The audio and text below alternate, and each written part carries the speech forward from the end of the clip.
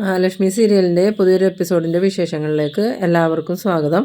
അങ്ങനെ നമ്മളുടെ കരുണയും കൊണ്ട് എല്ലാ അടുക്കള ജോലിയും ഈ മഹാലക്ഷ്മി ചെയ്യിപ്പിക്കുകയാണ്. എന്നിട്ട് കരുണയ്ക്ക് കൊടുക്കാൻ വേണ്ടിയിട്ട് മഹാലക്ഷ്മി നീണ്ടൊരു ലിസ്റ്റ് തന്നെ റെഡിയാക്കുന്നുണ്ട്.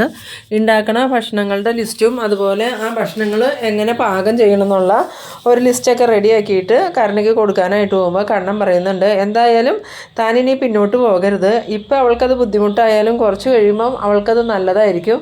അവൾക്ക് ഒന്നുമില്ലെങ്കിൽ ഉണ്ണിക്ക് ഭക്ഷണം ഉണ്ടാക്കി കൊടുക്കുമെങ്കിലും ചെയ്യാമല്ലോ. ഇപ്പോഴത്തെ പെൺകുട്ടികൾ എല്ലാവരും പാചകമെങ്കിലും പഠിച്ചിരിക്കണം. തനിക്ക് എല്ലാ പാചകവും അറിയാം, അവൾക്കാണെങ്കിൽ ഒന്നും അറിയില്ല എന്ന് പറയുമ്പോൾ മഹാലക്ഷ്മി പറയുന്നുണ്ട്, നമ്മൾ ഇത്രയ്ക്ക് പാവമാവേണ്ട കാര്യമൊന്നുമില്ല കണ്ണേട്ടാ. നമ്മളോട് എല്ലാവരും എങ്ങനെ പെരുമാറണോ അതുപോലെ തന്നെ തിരിച്ചു പെരുമാറിയാൽ മതി. എന്തായാലും ഞാനിത് അവൾക്ക് കൊണ്ടേ കൊടുത്തിട്ട് കുറച്ച് കാര്യങ്ങളും കൂടി പറഞ്ഞേൽപ്പിച്ചിട്ട് വരാമെന്നും പറഞ്ഞ് മഹാലക്ഷ്മി അടുക്കളയിലേക്ക് പോകുന്നുണ്ട്. അങ്ങനെ നമ്മളുടെ കരുണയാണെങ്കിൽ അടുക്കളയിൽ ഇങ്ങനെ പാചകത്തിൽ തന്നെയാണ്. ആ സമയം മഹാലക്ഷ്മി ചെന്നിട്ട് ചോദിക്കുന്നുണ്ട്, എന്തായി നിൻ്റെ പാചകം കഴിയാറായോ എന്ന് ചോദിക്കുമ്പം തീരാറായിക്കൊണ്ടിരിക്കണു എന്ന് പറയണു. അങ്ങനെ മഹാലക്ഷ്മി കറിയൊക്കെ എടുത്ത് ടേസ്റ്റ് ചെയ്ത് നോക്കുന്നുണ്ട്. എന്നിട്ട് പറയുന്നുണ്ട്, ഇതിന് ഉപ്പില്ല. നിന്നോട് ഞാൻ പറഞ്ഞതല്ലേ ഇടയ്ക്ക് ഉപ്പ് നോക്കണം. ഉപ്പിൽ വെന്തില്ലെങ്കിൽ കറിക്ക് ഒരു രുചി ഉണ്ടാവില്ല. അത് പിന്നെ ആരും കൂട്ടുകയില്ല. അതുകൊണ്ട് നീ ഇതിലേക്ക് കുറച്ച് ഉപ്പിട്ടേന്ന് പറയുമ്പോഴേക്കും കരുണയാണെങ്കിൽ ഉപ്പ് പാത്രം എടുത്തിട്ട് കുറച്ചധികം ഉപ്പ് കോരി ഇടാൻ പോകുമ്പോൾ മഹാലക്ഷ്മി പറയുന്നുണ്ട്, അത്ര ഉപ്പൊന്നും വേണ്ട. അത്ര ഉപ്പിട്ടിട്ടുണ്ടെങ്കിൽ കറി ആർക്കും കൂട്ടാൻ പറ്റില്ല. പാകത്തിന് ഉപ്പിട്ടാൽ മതി. കുറച്ച് ഉപ്പിട്ടിട്ട് ഇളക്കി നോക്കുന്നു. അങ്ങനെ മഹാലക്ഷ്മി പറഞ്ഞതനുസരിച്ച് കരുണ കുറച്ച് ഉപ്പിട്ടിട്ട് നല്ലോണം ഇളക്കുന്നുണ്ട്. കരുണയ്ക്കാണെങ്കിൽ മഹാലക്ഷ്മി പറയണതൊന്നും ഇഷ്ടമാവണമെന്നില്ല. പിന്നീട് എല്ലാം കഴിഞ്ഞിട്ട് മഹാലക്ഷ്മി വീണ്ടും കറി ടേസ്റ്റ് നോക്കിയിട്ട് പറയുന്നുണ്ട്, നല്ല അടിപൊളി ടേസ്റ്റാണ്. എന്തായാലും ഉപ്പ് കുറഞ്ഞു പോയാൽ പ്രശ്നമില്ല, കുറച്ചും കൂടി ചേർത്താൽ മതി. പക്ഷേ ഉപ്പ് കൂടി പോയാൽ ഒന്നും ചെയ്യാൻ പറ്റില്ല. എന്തായാലും നിൻ്റെ പണി കഴിഞ്ഞില്ലേ, നീ ഇത് സിമ്മിലിട്ടിട്ട് എൻ്റെ കൂടെ വാന്നും പറഞ്ഞുകൊണ്ട് വിളിച്ചുകൊണ്ട് പോകുന്നുണ്ട്. എന്നിട്ട് ആ ഒരു പേപ്പറുകൾ കരുണയുടെ കൈ കൊടുക്കുമ്പോൾ കരുണ ചോദിക്കുന്നുണ്ട്, ഇതെന്താണെന്ന് ചോദിക്കുമ്പോൾ ഇത് നാളെ ഉണ്ടാക്കേണ്ട സാധനങ്ങളുടെ ലിസ്റ്റാണ്. അതുപോലെ തന്നെ ഇതുണ്ടാക്കേണ്ട രീതികളും അതിൽ ചേർക്കേണ്ട ചേരുവകളെല്ലാം ഇതിനകത്ത് കൃത്യമായി എഴുതിയിട്ടുണ്ട്. എന്തായാലും നിനക്കിവിടെ പണിയൊന്നുമില്ലല്ലോ, നീ ഇവിടെ വെറുതെ ഇരിക്കുകയല്ലേ എന്ന് ചോദിക്കുമ്പോൾ ലക്ഷ്മി, ഞാനിതെല്ലാം ചെയ്യണോ, എനിക്കിതൊന്നും ചെയ്ത് ശീലമില്ല എന്ന് പറയുമ്പം ഇങ്ങനെ ചെയ്താലെല്ലാം ശീലമാവണത്. എന്തായാലും രാവിലെ മുതൽ മൊബൈലും കണ്ടുകൊണ്ട് നീ ഇരിക്കാറല്ലേ ഉള്ളൂ. ഇനി മുതൽ പാചകത്തിൻ്റെ കൂടെ മൊബൈൽ കാണുമോ മാഗസിൻ വായിക്കുകയൊക്കെ ചെയ്തോ. എന്തായാലും ഇത് നീ വായിച്ച് നല്ലോണം പഠിക്കണം. എന്നിട്ട് ഇതുപോലെ വേണം പാചകങ്ങളെല്ലാം ചെയ്യാൻ. ഇനി നാളെ മുതൽ അടുത്ത് നിന്ന് പറഞ്ഞു തരാനൊന്നും ഇവിടെ ആരും ഉണ്ടാവില്ല. അങ്ങനെ മഹാലക്ഷ്മി ആ ലിസ്റ്റും കൊടുത്തിട്ട് പോകുന്നുണ്ട്. ആ സമയത്ത് കരുണയ്ക്കാണെങ്കിൽ നല്ല ദേഷ്യം വന്നിട്ട് കരുണ ആ പേപ്പറാണെങ്കിൽ ആദ്യം ചുരുട്ടി കൂട്ടുന്നുണ്ട്. പിന്നീട് പെട്ടെന്ന് തന്നെ കരുണയ്ക്ക് ഓർമ്മ വരുന്നുണ്ട്, ഇത് ചുരുട്ടി കൂട്ടി കളഞ്ഞാൽ എനിക്ക് തന്നെ പ്രശ്നമാവുമല്ലോ എന്ന്. പിന്നീട് കാണിക്കുന്നത് നമ്മളുടെ പ്രതാപൻ്റെ വീട്ടിലോട്ട് കരുണ ചെല്ലാണ്.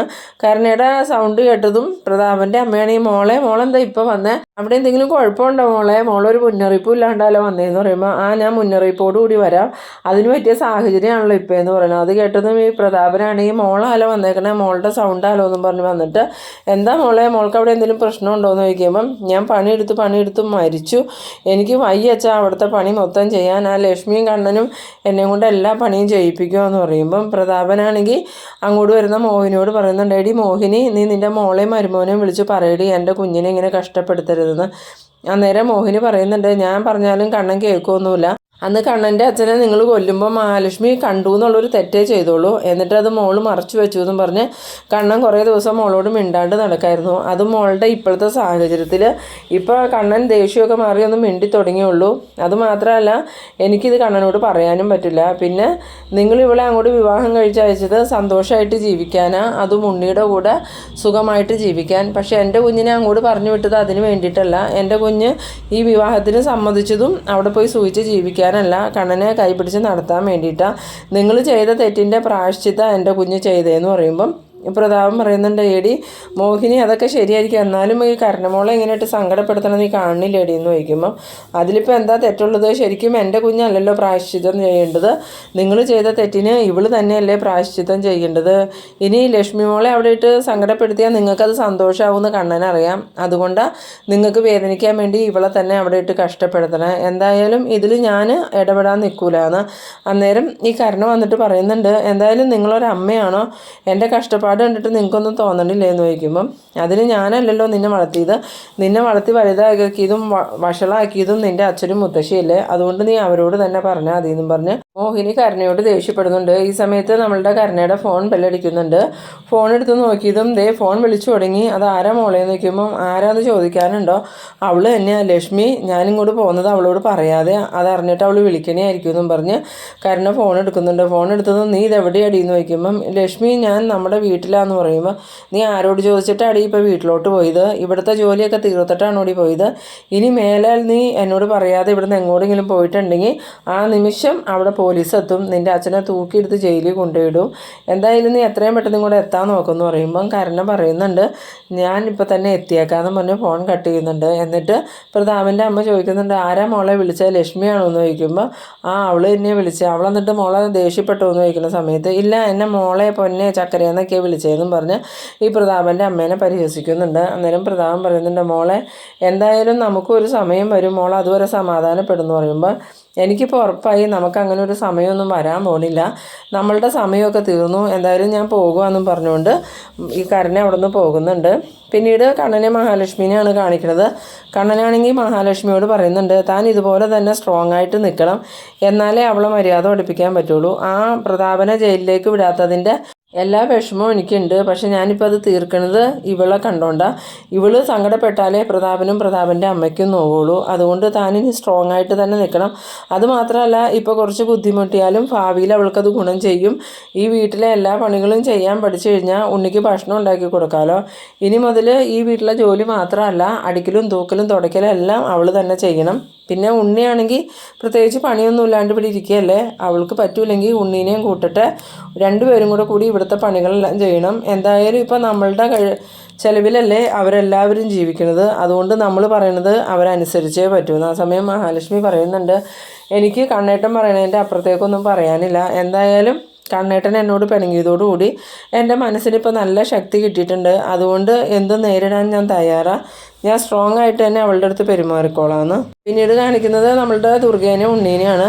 ദുർഗയാണെങ്കിൽ ഉണ്ണിയോട് ചോദിക്കുന്നുണ്ട് എടാ ഉണ്ണി ശരിക്കും കരുണമോൾക്ക് എന്താ പറ്റിയെന്ന് ചോദിക്കുമ്പം എനിക്കൊന്നും അറിയില്ല അമ്മേ, അവളല്ലേ ഇപ്പോൾ അടുക്കളയിലത്തെ എല്ലാ പണികളും ചെയ്യണേ, അവളെന്തിനാ അടുക്കളയിൽ കയറണേ, എനിക്കിഷ്ടപ്പെടണമെന്നില്ല എന്ന് പറയുമ്പോൾ ദുർഗ പറയുന്നുണ്ട് അല്ലെങ്കിലും കരുണമോൾ അങ്ങനെ പണിയൊന്നും എടുക്കാത്തവളല്ലേ, ഇപ്പോൾ അവൾക്ക് എന്താ പറ്റിയെന്ന് അറിയില്ല, മഹാലക്ഷ്മി അവളെ എന്ത് പറഞ്ഞാൽ പേടിപ്പിച്ചതെന്നും അറിയില്ല, മഹാലക്ഷ്മി പറയണത് പോലെ തന്നെ അവളിപ്പോൾ ചെയ്യുന്നുണ്ടെന്ന് പറയുമ്പോൾ ഉണ്ണി പറയുന്നുണ്ട് അവൾ പാചകം ചെയ്യുമ്പോൾ മഹാലക്ഷ്മി അവിടെ ചെന്ന് നിന്ന് അഭിപ്രായം പറയണ സമയത്ത് മഹാലക്ഷ്മിയുടെ മരമോന്തയിലേക്ക് ആ ഭക്ഷണം അങ്ങെടുത്ത് കൊട്ടി കൊടുക്കണം, അപ്പം മാറിക്കോളും അസുഖം എന്ന് പറയുമ്പോൾ മഹാലക്ഷ്മി അത് കേട്ടോണ്ടാണ് വന്നത്. അന്നേരം മഹാലക്ഷ്മി പറയുന്നുണ്ട് അവൾ അങ്ങനെ ചെയ്യില്ല, അവൾ മാത്രമല്ല നീയും ചെയ്യൂല, ഇരിക്കണം നിൻ്റെ അമ്മയ്ക്കും ചെയ്യാൻ പറ്റൂല, ഇപ്പം എന്താ നിങ്ങളുടെ ഉദ്ദേശം, നിങ്ങൾ എന്തിനാ അവളെ ഇങ്ങനെ പണിയെടുപ്പിക്കണേന്ന് ചോദിക്കുമ്പോൾ മഹാലക്ഷ്മി പറയുന്നുണ്ട് അതെന്താ അവൾക്ക് കൊടുത്ത പണിയെടുക്കാൻ പാടില്ലേ, ഇനിയിപ്പോൾ നിങ്ങൾ എവിടെയെങ്കിലും പോയി ഒറ്റയ്ക്ക് താമസിച്ചാലും നിനക്ക് ഭക്ഷണം ഉണ്ടാക്കി തരാൻ ആൾ വേണ്ടേ, അപ്പോൾ വേലക്കാരിനെ നിർത്താൻ പറ്റുമോ, നിനക്കാണെങ്കിൽ ജോലിയുമില്ല, ഇനിയിപ്പോൾ അഥവാ സാലറി കിട്ടിയാൽ തന്നെയും വേലക്കാരിനെ നിർത്തി പണിയെടുപ്പിക്കാനുള്ള സാലറി ഒന്നും നിനക്കില്ലല്ലോ, പിന്നെ നീ എങ്ങനെ ജീവിക്കും, എന്തായാലും ഇതുകൊണ്ട് ഗുണം കിട്ടാൻ പോകുന്നത് നിനക്കാന്ന് പറയുമ്പോൾ ഉണ്ണി പറയുന്നുണ്ട് എൻ്റെ ഭാര്യ അടുക്കളയിൽ കയറി ജോലി എടുത്തിട്ടുള്ള ഗുണമൊന്നും എനിക്ക് വേണ്ട. ആ സമയം ഈ ദുർഗയാണെങ്കിൽ ദേഷ്യത്തോടുകൂടി ചോദിക്കുന്നുണ്ട് നീ ഉണ്ണീനെയും കരുണമോളെയും ഇവിടുന്ന് പുറത്താക്കാൻ വേണ്ടിയിട്ടാണ് ഇങ്ങനെയൊക്കെ ചെയ്യണേന്ന് ചോദിക്കുമ്പം തൽക്കാലം ഞാൻ പുറത്താക്കാനൊന്നും തീരുമാനിച്ചിട്ടില്ല, പക്ഷേ നിങ്ങളുടെ കയ്യിലിരിപ്പ് മോശമാണെങ്കിൽ ഇവിടെ പല മാറ്റങ്ങളും സംഭവിക്കും, ആ മാറ്റം നിങ്ങൾക്ക് നല്ലതിനായിരിക്കില്ല, ഇനി എന്തായാലും ഞാൻ തീരുമാനിക്കണ പോലെ ഇവിടെ കാര്യങ്ങൾ നടക്കുകയുള്ളൂ, ഇപ്പം അവൾ എന്നോട് ചോദിക്കാതെ ഇവിടുന്ന് പോയത് അവളും കൂടെ വരട്ടെ എന്നൊക്കെ ഇങ്ങനെ പറഞ്ഞു നിൽക്കുന്ന സമയത്ത് കരുണ അങ്ങോട്ട് വരുന്നുണ്ട്. കരുണയെ കണ്ടു നീ വന്നോ, നീ ആരോട് ചോദിച്ചിട്ടാണ് ഇവിടുന്ന് പോയത്, ഇനി മേലാൽ എന്നോട് ചോദിക്കാതെ നമ്മളുടെ തറവാട്ടിലേക്ക് നീ പോയിട്ടുണ്ടെങ്കിൽ നീ വിവരം അറിയും, നിന്നെ വളർത്തി വലുതാക്കിയ 2 ജന്മങ്ങൾ അവിടെ ഉണ്ട്, അവരുമായിട്ടുള്ള സഹവാസം ഇനി വേണ്ടാന്ന്. അത് കേട്ടതും ദുർഗ ചോദിക്കുന്നുണ്ട് അവർ മാത്രമല്ലല്ലോ നിൻ്റെ അമ്മയില്ലേ അവിടെയെന്ന് ചോദിക്കുമ്പം എൻ്റെ അമ്മ ഇവളെ വളർത്തിയിട്ടില്ല, അമ്മ പറയണത് അനുസരിച്ചിട്ടുമില്ല, ഇവളെ വളർത്തിയതും വഷളാക്കിയതും ഇവളുടെ അച്ഛനും മുത്തശ്ശിയും ചേർന്ന, അത് ഇനി നേരെയാക്കി എടുക്കാൻ പറ്റുമെന്ന് ഞാനൊന്ന് നോക്കട്ടെ, ഒന്നേന്ന് തുടങ്ങി ഇവളെ നന്നാക്കി എടുക്കണം, എന്തായാലും നീ ഇപ്പോൾ അടുക്കളയിട്ട് വാടിയെന്നും പറഞ്ഞുകൊണ്ട് ദേഷ്യപ്പെട്ട് വിളിച്ചുകൊണ്ട് പോകുമ്പം ഈ ഉണ്ണി ദുർഗയോട് പറയുന്നുണ്ട് ഈ മഹാലക്ഷ്മിക്ക് മുന്നിൽ കരുണ ഇങ്ങനെ തല കുനിച്ച് നിൽക്കണമെങ്കിൽ അതിന് തക്കതായ എന്തോ കാരണം ഉണ്ടമ്മേ, ഇല്ലെങ്കിൽ മഹാലക്ഷ്മി പറയണതും കേട്ട് കരുണ ഇങ്ങനെ തല കുനിച്ച് അവളുടെ പിന്നാലെ പോകില്ല എന്ന്. ആ സമയത്ത് ദുർഗയ്ക്ക് നല്ല സംശയം തോന്നുന്നുണ്ട് എന്തുകൊണ്ടാണ് ഈ കരുണ മഹാലക്ഷ്മിയെ എങ്ങനെ അനുസരിക്കണേന്ന്. പിന്നീട് കാണിക്കുന്നത് നമ്മളുടെ വാമദേവനെയും പ്രതാപനെയാണ്. പ്രതാപനാണെങ്കിൽ വാമദേവനോട് പറയുന്നുണ്ട് ഇനി എൻ്റെ കുഞ്ഞിനെ അവിടെ ഇട്ട് കഷ്ടപ്പെടുത്തിയാൽ ഞാൻ സമ്മതിക്കില്ല വാമേട്ട. നിങ്ങൾ ഒറ്റ ഒരുത്തൻ കാരണം അല്ലെങ്കിൽ ഞാൻ അവിടെ ചെന്ന് എന്തെങ്കിലും ചെയ്തേനെന്നുള്ള രീതിയിലൊക്കെ പറയുമ്പോൾ വാമദേവൻ പറയുന്നുണ്ട്, എന്തായാലും നീ ഒന്ന് സമാധാനപ്പെട്. ഇനിയിപ്പോൾ അവളവിടെ എന്തെങ്കിലും പ്രശ്നം ഉണ്ടാക്കിയിട്ടുണ്ടെങ്കിൽ അത് അനുഭവിക്കാൻ പോണത് നീയായിരിക്കും. നീ ജയിലിൽ പോകേണ്ട വരുമെന്ന് പറയുമ്പോൾ ഞാൻ ചെയ്ത തെറ്റിന് ഞാൻ ജയിലിൽ പോയിക്കോളാം, എന്നാലും എൻ്റെ കുഞ്ഞിങ്ങനെ കിടന്ന് കഷ്ടപ്പെടുന്നത് കാണാൻ എനിക്ക് സഹിക്കില്ല എന്ന് പറയുമ്പോൾ വാമദേവൻ ചോദിക്കുന്നുണ്ട്, അതിനെന്താ കഷ്ടപ്പാട്?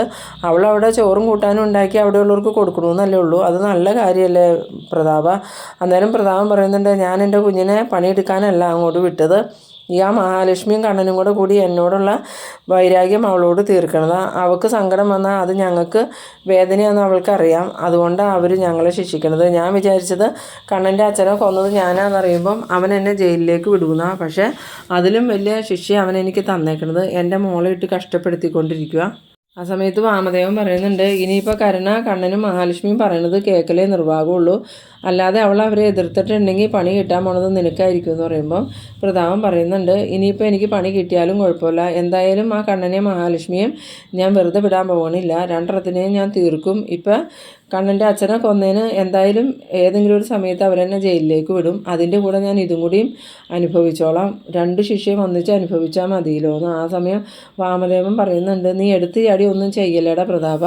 ഇപ്പം വേറെ പ്രശ്നമൊന്നുമില്ലല്ലോ, കാരണം വീട്ടുജോലി ചെയ്യണമെന്നല്ലേ ഉള്ളൂ, അത് ഇത്ര വലിയ കുറ്റമൊന്നും അല്ല എന്ന് പറയുമ്പോൾ പ്രതാപൻ പറയുന്നുണ്ട്, ഞാൻ അതിനു വേണ്ടിയല്ല എൻ്റെ മോളെ അങ്ങോട്ട് വിവാഹം കഴിച്ച് അയച്ചത്. ഉണ്ണിക്ക് ഭക്ഷണം ഉണ്ടാക്കി കൊടുത്ത് വെറും വീട്ടുജോലിക്കാരിയായി ജീവിക്കാനല്ല എന്ന് പറയുമ്പോൾ ഈ വാമദേവൻ ചോദിക്കുന്നുണ്ട്, പിന്നെ ഭർത്താവിന് ഭക്ഷണം ഉണ്ടാക്കി കൊടുക്കുന്നത് ഭാര്യയുടെ കടമയല്ലേ, അത് ഇത്ര വലിയ ആനക്കാര്യമൊന്നുമല്ല എന്ന് പറയുമ്പം പ്രതാപൻ പറയുന്നുണ്ട്, എന്ത് സംഭവിച്ചാലും വേണ്ടില്ല ആ കണ്ണനെ മഹാലക്ഷ്മിയെ ഞാൻ തീർക്കുന്നു. അത് കേട്ടത് നമ്മളുടെ വാമദേവനാണെങ്കിൽ എന്ത് പറയണമെന്ന് അറിയാതെ ഇങ്ങനെ നിൽക്കുന്ന ആ ഒരു സീനിലാണ് ഈ എപ്പിസോഡ് അവസാനിക്കുന്നത്. എന്തായാലും പ്രതാപൻ ജയിലിലോട്ട് പോയിട്ടുണ്ടെങ്കിൽ കൂടെ വാമദേവനും ഉണ്ടാവും എന്നുള്ള കാര്യം പ്രതാപൻ വാമദേവനോട് തുറന്ന് തന്നെ പറഞ്ഞിട്ടുണ്ട്. ആ ഒരു പേടി വാമദേവൻ്റെ മനസ്സിലും ഉണ്ട്. അപ്പോൾ നിങ്ങൾ എൻ്റെ വീഡിയോ ആദ്യമായി കാണുന്നവരാണെങ്കിൽ ചാനലൊന്ന് സബ്സ്ക്രൈബ് ചെയ്യാനും ഇഷ്ടമായാൽ ലൈക്ക് ചെയ്യാനും ഷെയർ ചെയ്യാനും മറക്കരുത്. അപ്പോൾ ഇതുപോലെ ഇൻട്രസ്റ്റിംഗ് ആയിട്ടുള്ള അടുത്തൊരു എപ്പിസോഡുമായി നമുക്ക് വീണ്ടും കാണാം. അതുവരേക്കും ബൈ ബൈ.